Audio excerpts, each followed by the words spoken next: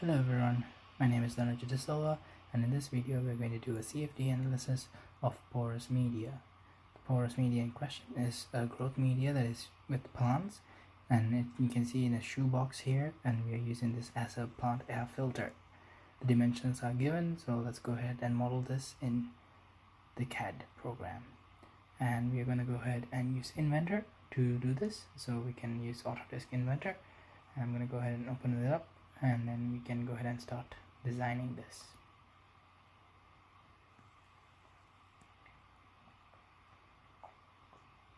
So to start this, I'm going to open as a standard.ipt file, and I'm going to go ahead and save this in the OneDrive folder, so just so I can access this not only with my computer that I'm working on, but also anywhere that I have OneDrive open.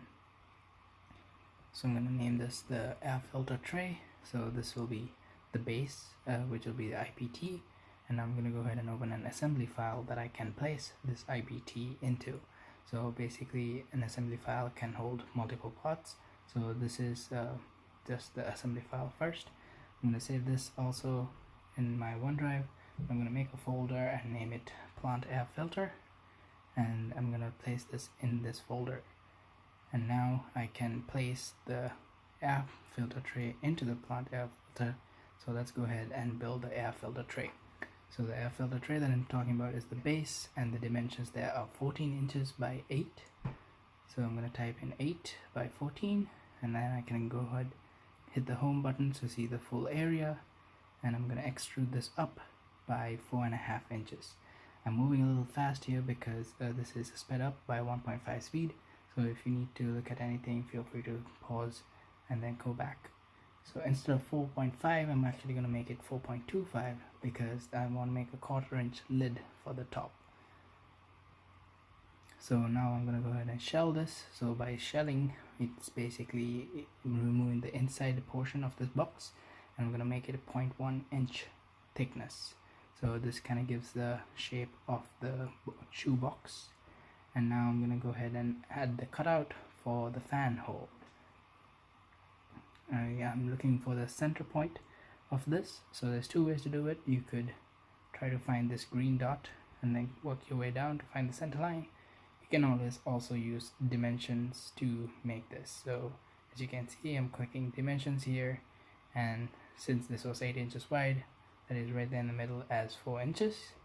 And then I'm also going to bring this down about halfway, about 2.5 inches, and I'm gonna go ahead and put this down to a 3-inch size circle.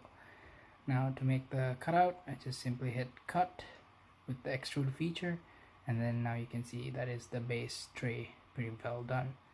By using place here, I can go ahead and add the air filter tray. So I just move the air filter tray into that folder, and now I can just simply place this. You don't necessarily have to add this to the same folder, it just helps when all the documents are in the same place. Now that the base tray is done, I'm going to open a new standard file, standard IPT, and this will be the lid of our air tray, plant air filter tray. So again, the dimensions here are 14 by 8, so I'm going to type 8 by 14. Go ahead, finish the sketch, and again I'm extruding this just by the 0.25 inches that are left, and then inside this I'm going to make the cutout for where we have the growth media.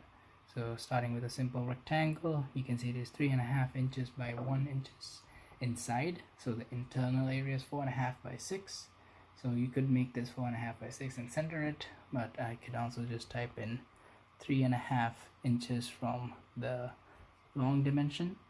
And then a nice feature with Inventor is I can copy this dimension just simply by clicking that dimension. And the same thing I can do for the side, make one side 1, click the other, and simply click to copy that dimension. Now once that is done, I can extrude this backwards again to cut that open. So that is the lid top that is open. So now to this I'm going to add the rest of the filter. So the rest of the filter includes the part that comes down and where the growth media actually sits.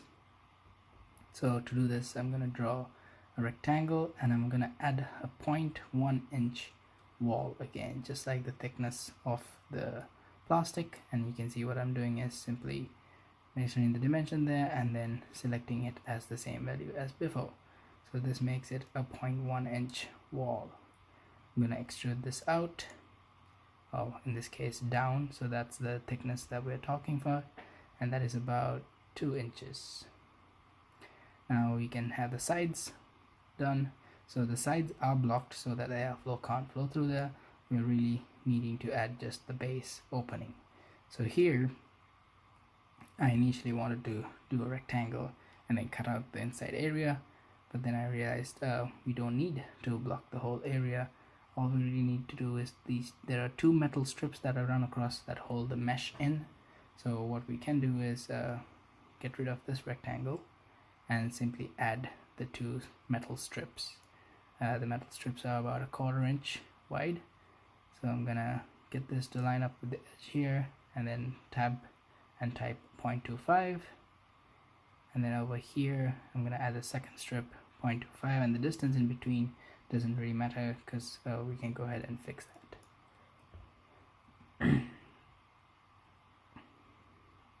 So the total dimension here is 7.5, so we're going to 7.2, and so I'm just going to divide that area distance by 3.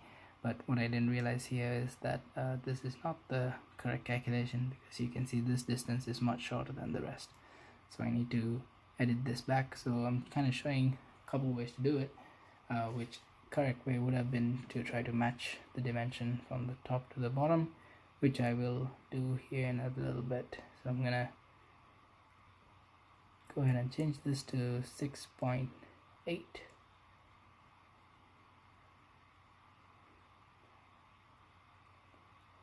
and then I'm gonna tell this to copy that dimension, and then I'm going to look at this dimension. I'm gonna tell it to display it anyway. It's asking if I want to, and now when I change it to 6.7, you can see it matches all the way across. And I could have done this with simple math before too, but I didn't really think about it.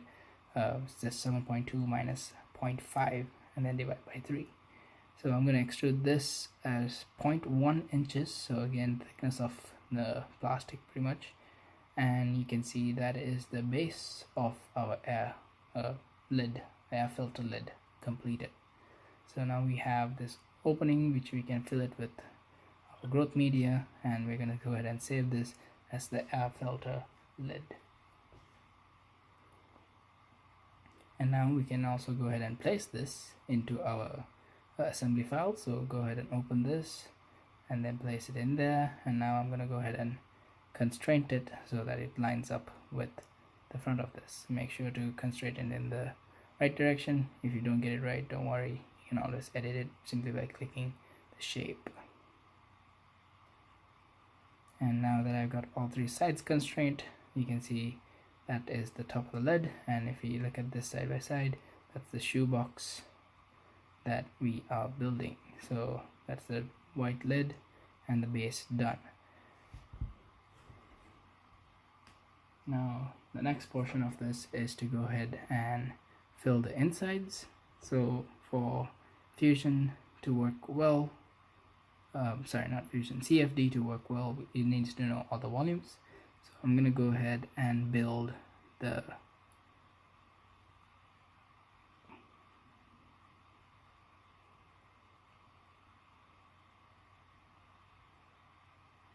total volume subtracted by the thickness of the wall. So in this case it was the 14, actually I made a typo there, 14 minus 0.2 and 6 minus 0.2, which makes it 13.8 by 5.8.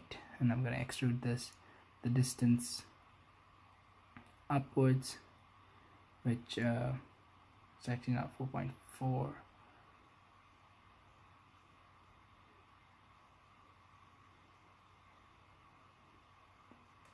So I can always just check my dimensions here. So wall to wall, that is 7.8, and then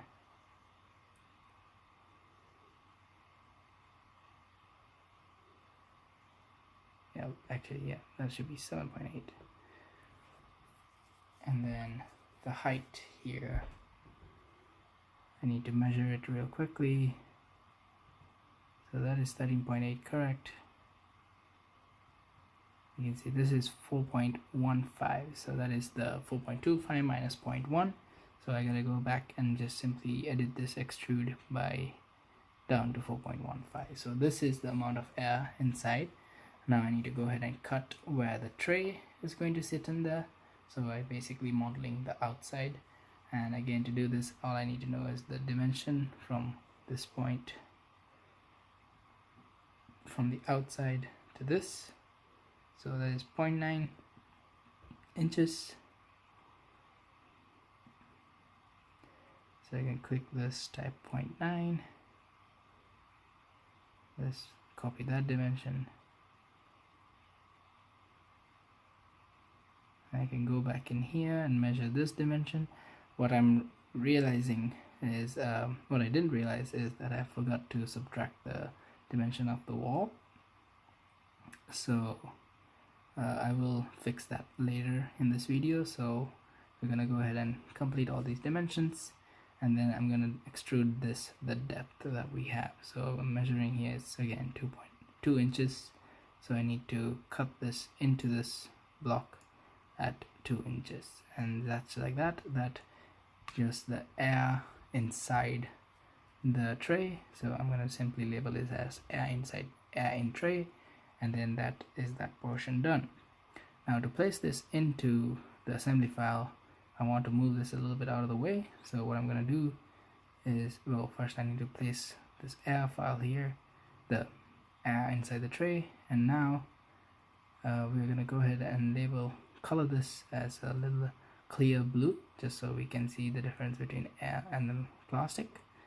And to constrain it into this surface, or into this place, we need to show these constraint, and then I'm gonna edit this to increase it by 5 inches. So basically it's just up there. Now I can constrain the sides to the side walls, and then I'm gonna have to move this out of the way, which it's, oh yeah, you can always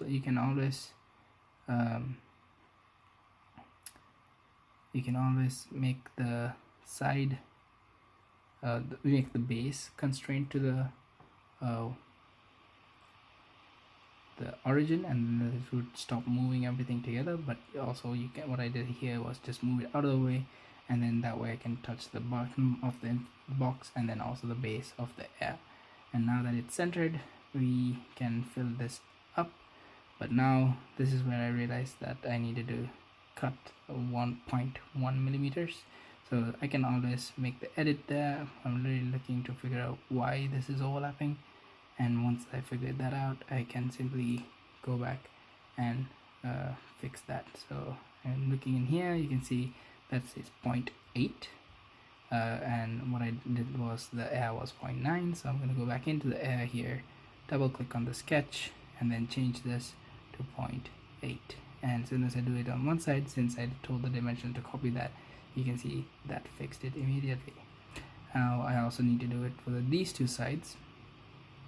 So I'm going to go back to the air and tray, double click that. I did the sketch, change this from 3.4 to 3.3, and that should fix that. And now you can see there's no overlap, so that portion is complete. Now I'm going to go ahead and change this constraint back down to 0. Now it's sitting in there with the air inside the tray. Next, we can actually go ahead and start with the growth media. So I'm going to open a new part, and let's go ahead and look at some of the dimensions here. So we know it is 7 inches by 6 inches, so that is the volume there. So we're going to go ahead and fill this in. So I'm going to draw a rectangle 7 by 6, and then I'm going to extrude this to the length of 2 inches subtracted by the height.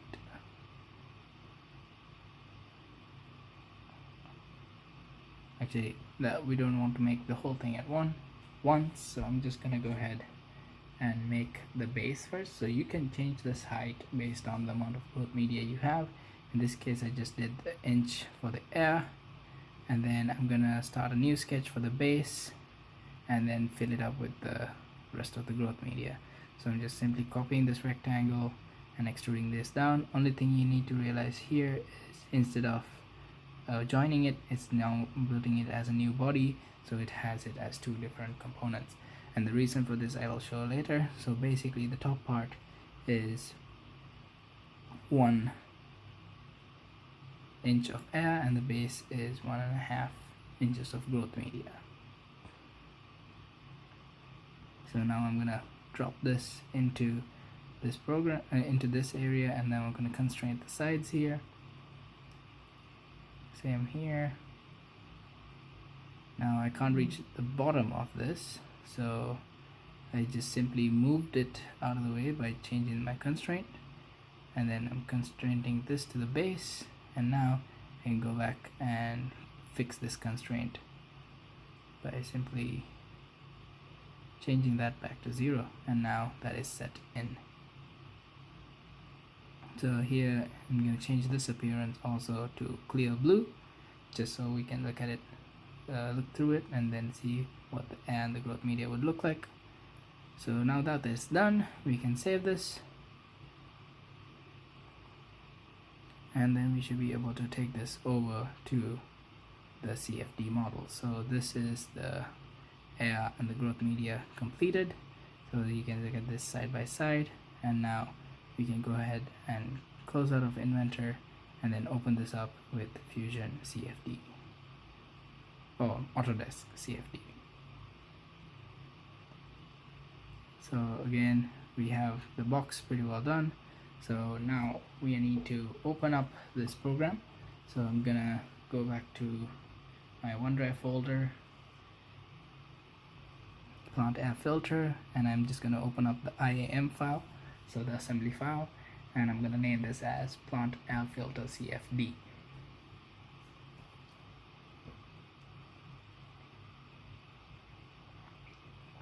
Give it a second to open up.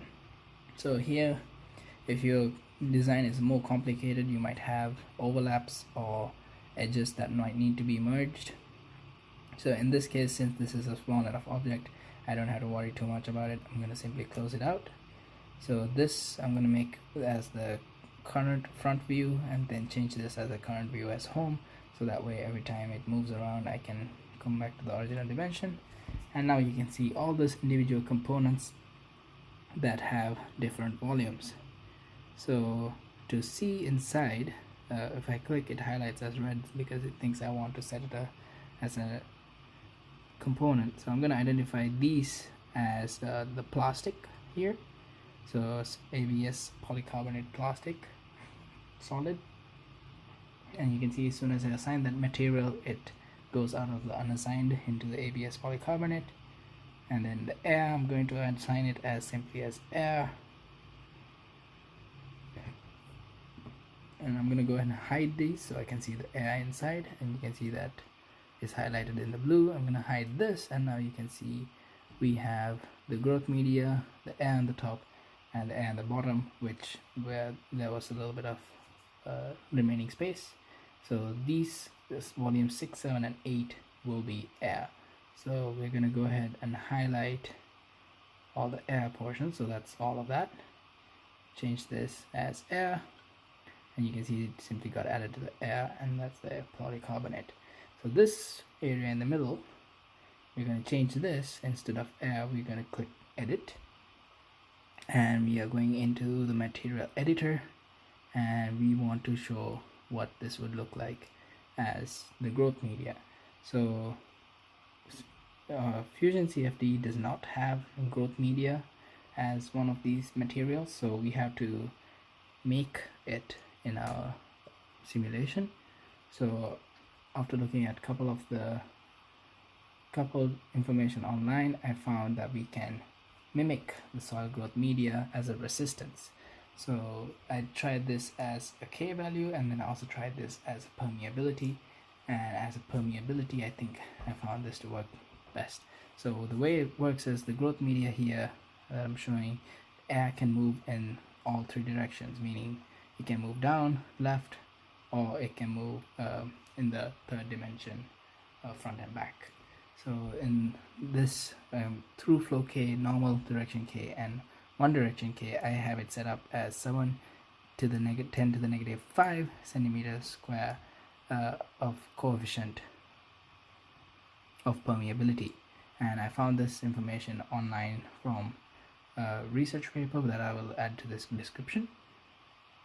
And so based on that, we can identify that as the third material, and then as soon as that is done, now we can see what the airflow will go through this porous media. And the one thing to note is porous media provides a little bit of pressure drop, so that is what we're really looking to see if this works correctly. So the top of this I'm going to identify as zero pressure because it is atmospheric, and then the front here is the fan that is blowing air out. This fan is about 28 CFM, such a cheap fan, a CPU fan that I found on Amazon. And I'm going to simply type this here for you. CFM, the cubic feet per minute, as the airflow rate, and I'm going to add this into mass volumetric flow rate. So here you can see cubic feet per minute, type in 28, and then I need to hit reverse normal so that it is in the outward direction. Now when I hit apply, we have our boundary conditions complete. So we have the boundary at the top as zero pressure, boundary in the front as 28 CFM.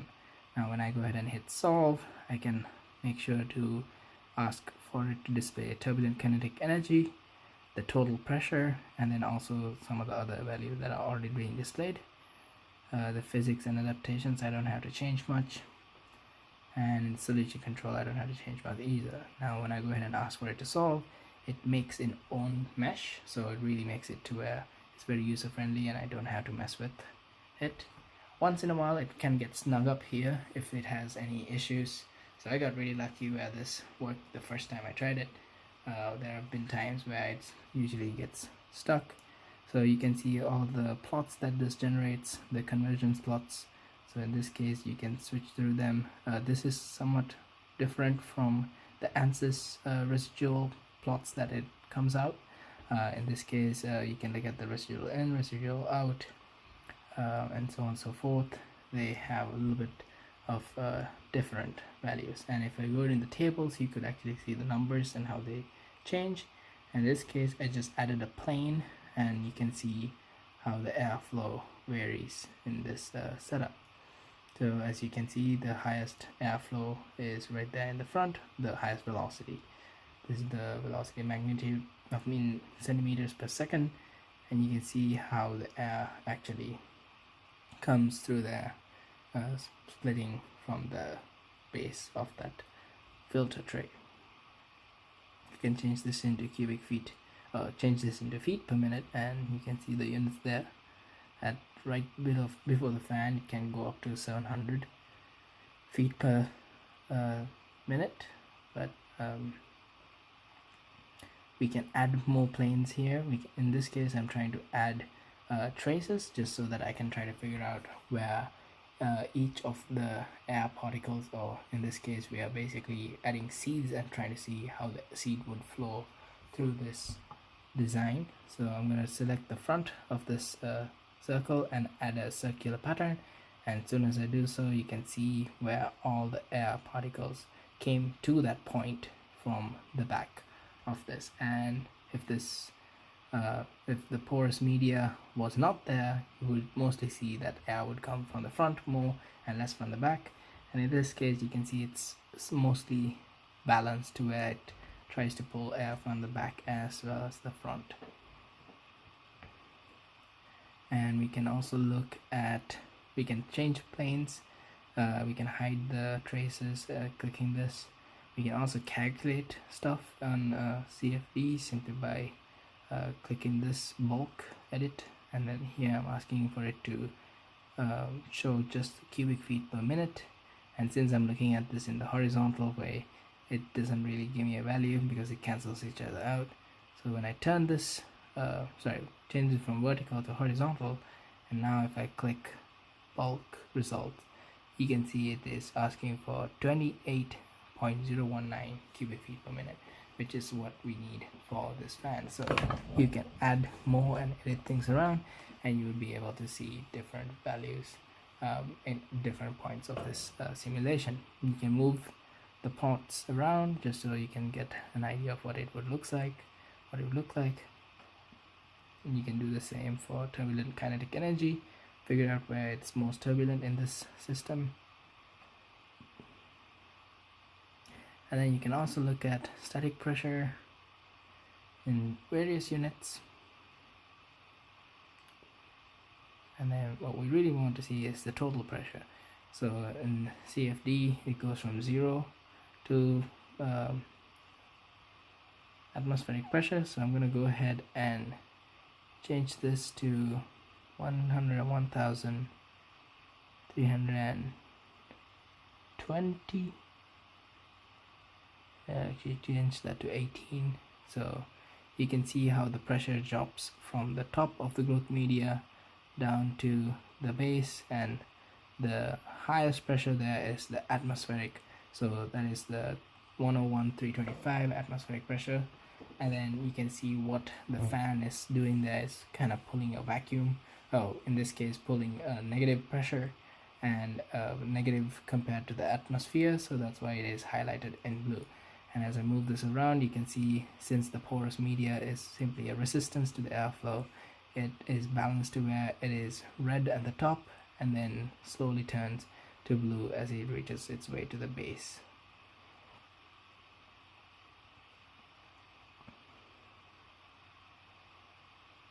And so with this program, you can move plots around, add more plots, do a lot of changing graphs you can generate from the simulation, and then you can also simply run more iterations. So in this case, we only ran up to 100. We can simply change this to 200 and ask it to solve, and basically it does calculations of the energy in and out of each of these small points in the mesh that it generates, and then it basically tries to keep calculating until these meshes and these variables come down to 0, basically, where the change would be 0.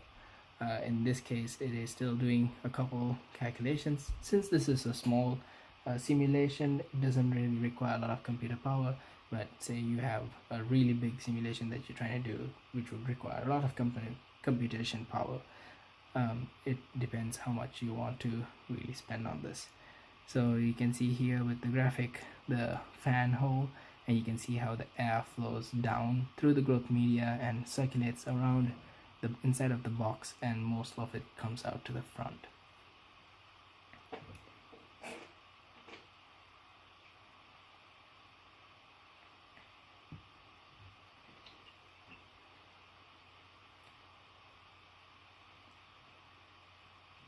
The dark blue line there, the Vx velocity, you can see it's changing as it's being calculated.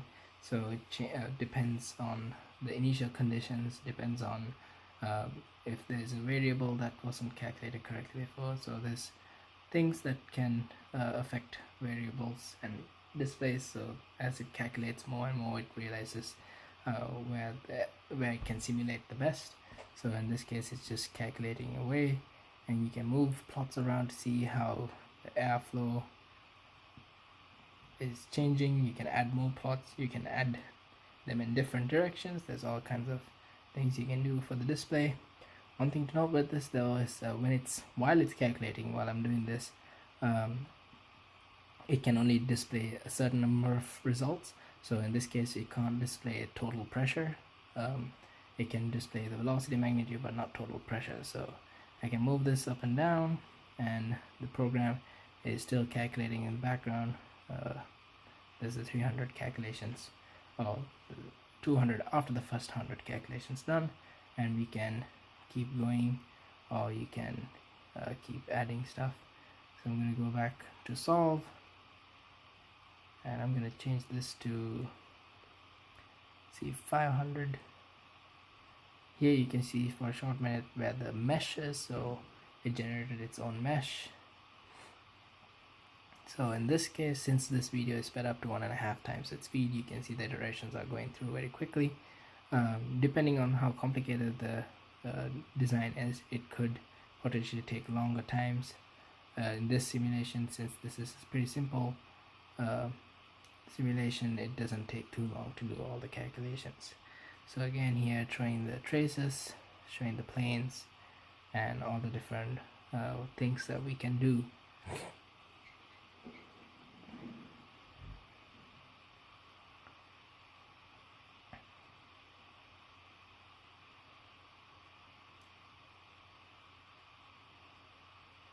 So while it's calculating, this program is a little slower just because there's a lot of things happening in the background. So when I add new planes, or if I want to edit planes around, it sometimes can get stuck, which the best case to do is kind of take it slow or to wait for it to finish, and then you can mess with the planes. That way it doesn't affect it too much. You can rotate the planes if you want it perpendicular, or if you want it to be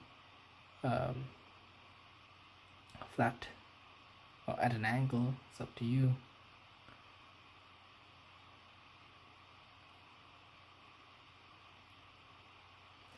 So here I tried to calculate the airflow here at the back, and CFD actually crashed. So I was, I think, asking too much from the program. So when I tried to do all that, it just simply couldn't, and it crashed. So the nice thing is it actually saves support files, so it saves some of it in the background, and you can see here it didn't show all the results, so it has all the materials and stuff saved in the support file. But I got lucky here because even though I didn't save anything, it still saved some of the stuff. And then if I looked in the when I go into File Explorer and then open where this document is, in there is a 25 kilobyte file, which I wasn't expecting it to work, but I wanted to just see what it would do, and that actually had the results still in there, so I could still monitor some of this stuff. So just future warning, if you did want to look at all the data, I recommend it's best to wait. So here I actually crashed the program again, so I'm gonna go ahead and close all this out, and then I'm gonna open up that 25 kilobyte file again, and in this case I'm just gonna wait for it to finish calculating before messing with anything. And you can see there's a big jump in the variables because of that glitch, I guess, and it's still calculating in the background, which is kind of weird, but it is still trying to solve the simulation problem that we gave to it. And as it calculates through there, we can finally get a result. So if you wanted to stop it from calculating, you can also go back to solve and make it stop. So here I mentioned the table. As these values get closer to 0, that means there's less change from the previous step. So the lesser the change, the more closer it is to the final result of the simulation. So again, you can change through a bunch of different variables, and you can see that line in the space in the middle was from that glitch because I was asking too much from the program. So we can go ahead and ask this to stop calculating for us. So what I'm gonna do is click solve here and tell it to stop, and in the output bar it would show that it is successfully stopped. And you can see all the different surfaces, we can see the results, and you can see we had compressibility and turbulence set all as default. Pretty simple configuration, and this is much more user friendly, I think, personally, compared to ANSYS, and very easy to get started in this project. So there again, the total pressure, like I mentioned, total pressure is not displayed as a plane while it's running, but after it is set up, you can see that after it stopped calculating, you can see that data much better.